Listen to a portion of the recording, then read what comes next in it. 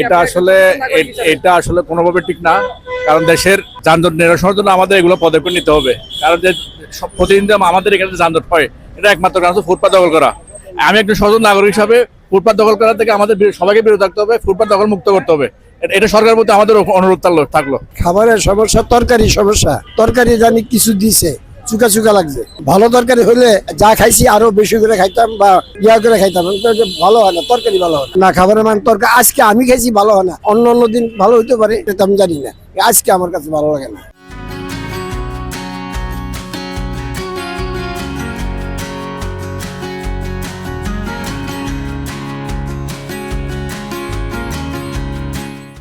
এটা হচ্ছে ভাইরাল মিজানের দোকান।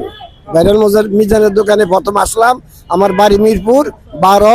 এখানে আসলাম, হ্যাঁ, 10 টাকা ভাড়া দিয়া, টাকা বেশি লাগে না।